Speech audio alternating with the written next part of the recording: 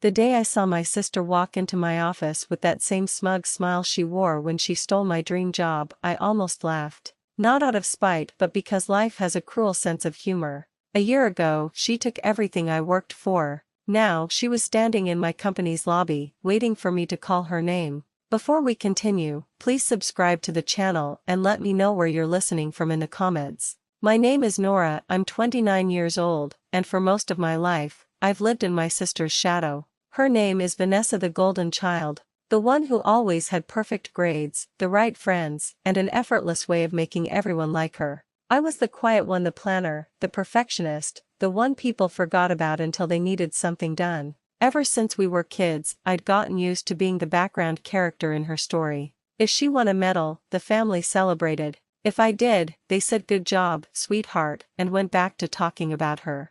I told myself I didn't mind, but deep down I did. So when I finally landed an internship at one of the biggest marketing firms in the city, it felt like my moment. My chance to build something that was mine, a career no one could take credit for but me. For 5 years, I worked my way up, late nights, no vacations, endless pitches. I designed campaigns that brought in record-breaking sales. My name started to mean something at that company. When they announced they were opening a senior strategist position, my boss pulled me aside and said, "Nora, it's time. You've earned this." I'd never felt prouder. That weekend, I invited Vanessa over for coffee. I wanted to share the news, not to brag, but because she was my sister. I thought she'd be happy for me. She listened quietly, sipping her latte, eyes flicking over my apartment like she was inspecting the place. When I finished telling her, she smiled. "Wow, sis, that's big." There was something strange in her tone, like admiration wrapped in envy. I brushed it off.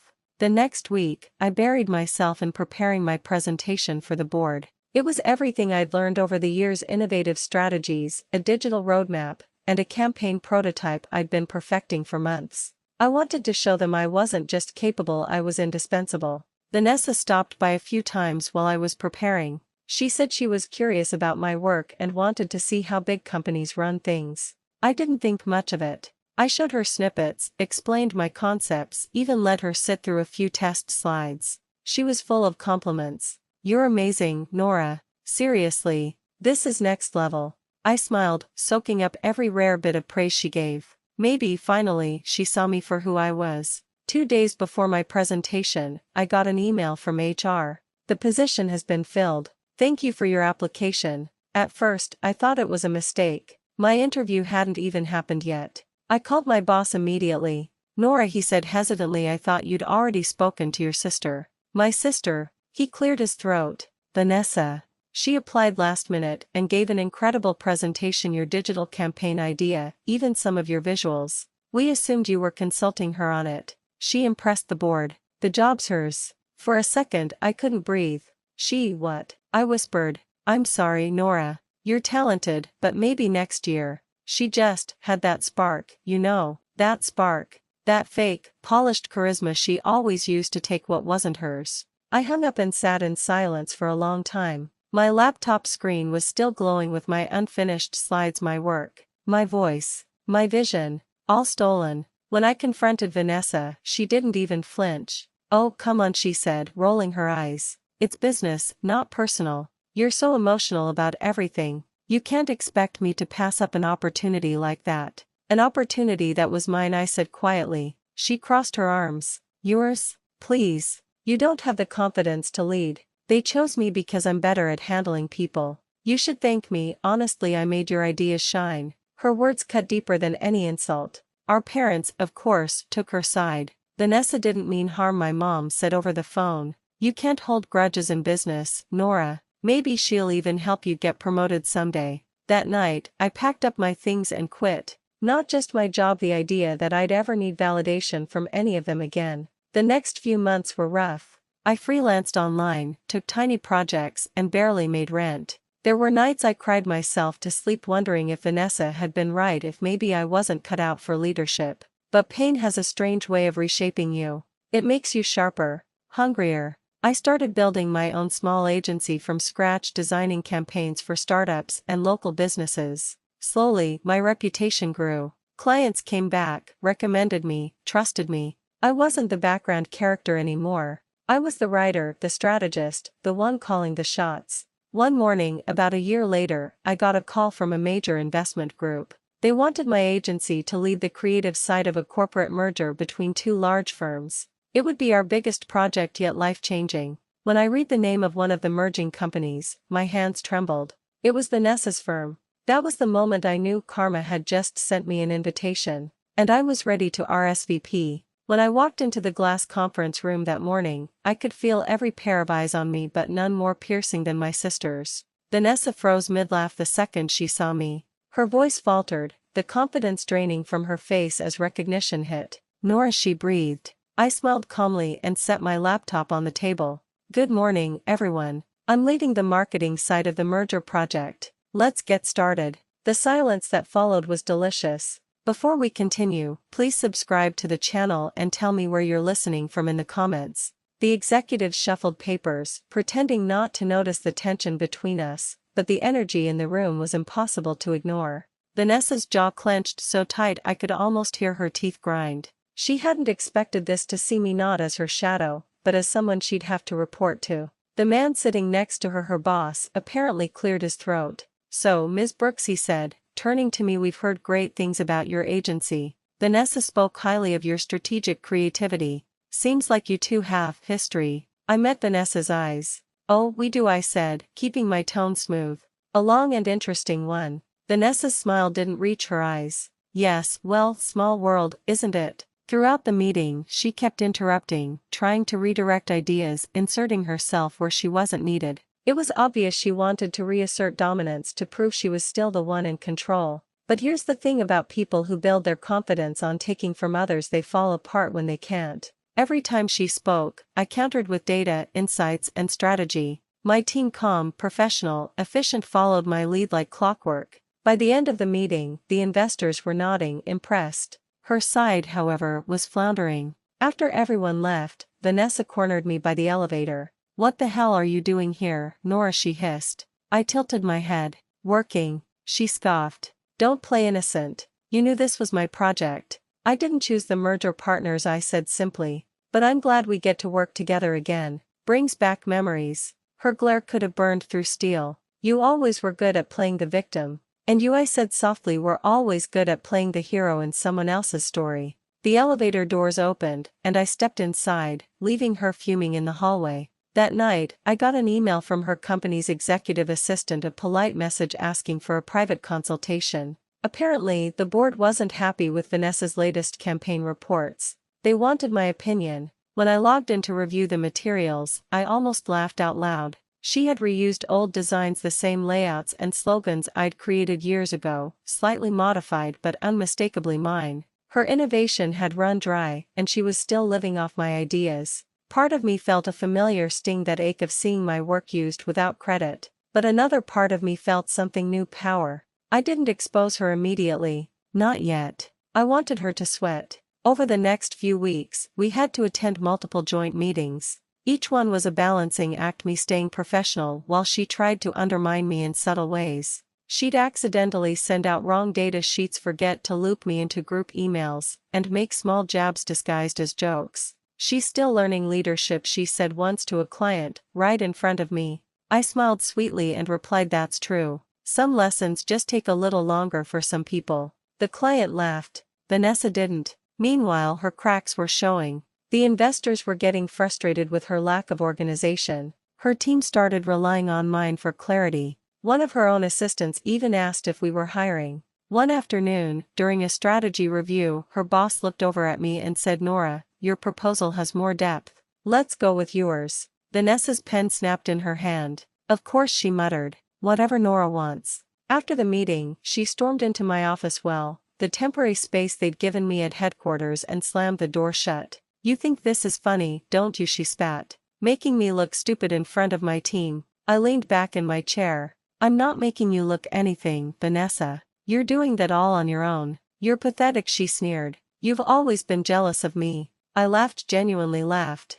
"Jealous? You stole my job. You used my ideas. And when I rebuilt myself from the ground up, you couldn't stand that I succeeded without you." For a second, she didn't respond. Then her voice softened, just a little. You don't understand what it's like to have all that pressure, to be perfect all the time. I did what I had to. I studied her, this person who'd once been untouchable in my eyes, now unraveling before me. No, I said quietly. You did what was easy, I did what was right. She left without another word, but the real blow came the following week. My company received an anonymous tip, evidence that Vanessa had been billing personal expenses through the firm's corporate account. Trips, jewelry, even a luxury spa membership. When the auditors traced it back, it was undeniable. The next day, I walked into the office to find her desk empty. Her nameplate was gone. She'd been fired. Her boss called me in later that afternoon. We're restructuring, he said. Given the merger's success, we'd like to offer your agency the lead marketing contract going forward.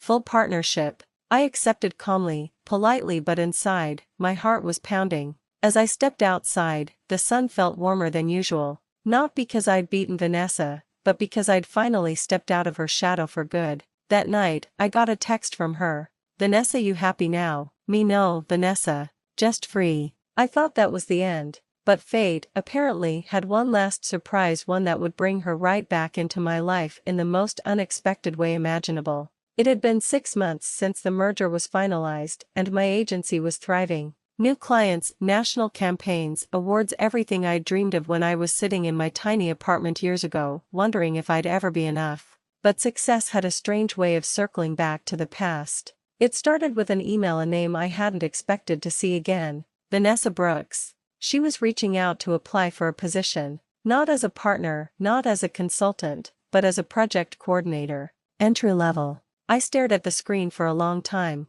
The woman who once strutted around in designer heels, lecturing me about staying in my lane, was now asking for a job at my firm. Part of me wanted to delete it immediately. Another part wanted to open it to see what she had to say. So I did. Her message was short, formal, and carefully worded. She mentioned that she'd admired my company's growth, that she was seeking a new beginning. No apologies. No acknowledgement of the past. Just a professional plea for consideration. I didn't reply. Not yet. That night, I couldn't sleep.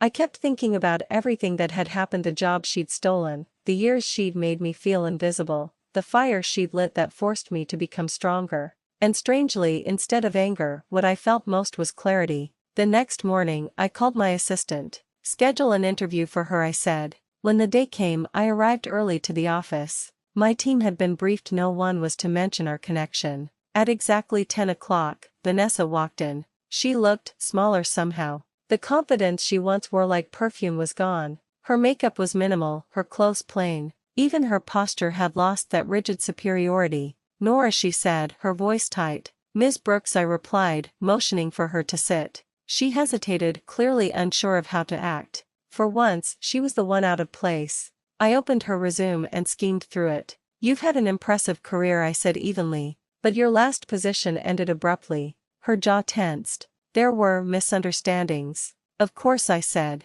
We've all had those. She looked at me, searching for a hint of mockery, but found none. I was calm, collected, kind even, and that unnerved her more than cruelty ever could. When the interview ended, I stood and extended my hand. We'll be in touch. She left, her face unreadable. The next day, my assistant asked should we move forward with her application. I smiled faintly. Yes.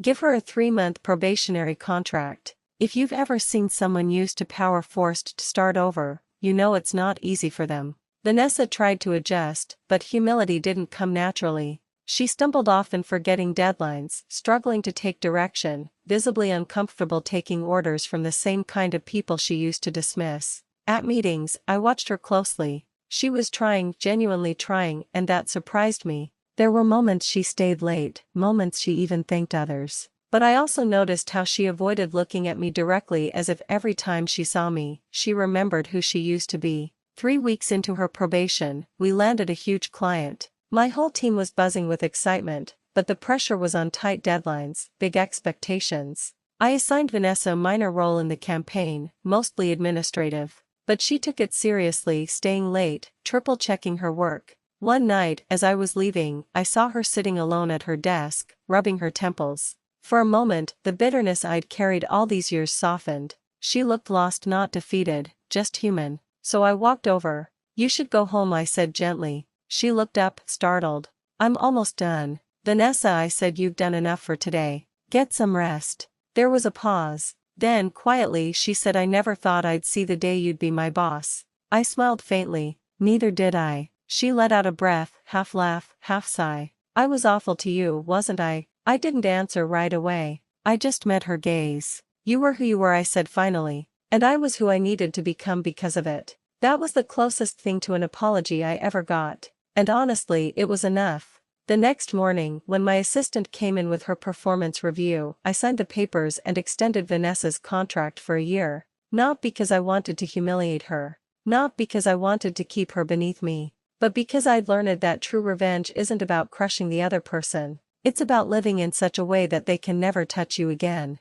Weeks passed. Vanessa kept improving, little by little. She still had that flicker of pride, but it was tempered by gratitude now. And maybe, just maybe, a bit of respect. One evening, as the office emptied out, she stopped by my door. Nora, she said softly, thank you for giving me a chance. I looked up from my laptop. Everyone deserves one, I said. She hesitated. I mean it. And I believed her. After she left, I sat there, staring at the city skyline through my window. Years ago, that view would have felt like a dream. Now, it felt like peace. My phone buzzed a text from one of my closest friends. You ever gonna tell her what you really think? I smiled and typed back. She already knows. Karma did the talking. That night, as I walked out of the building, I caught a glimpse of Vanessa at the elevator holding the door for a new intern, smiling genuinely for once. And in that moment, I realized something simple but powerful. Revenge isn't about making someone pay. It's about showing them what growth looks like, something they can't fake, steal, or manipulate. And sometimes, the sweetest revenge is no longer needing it at all.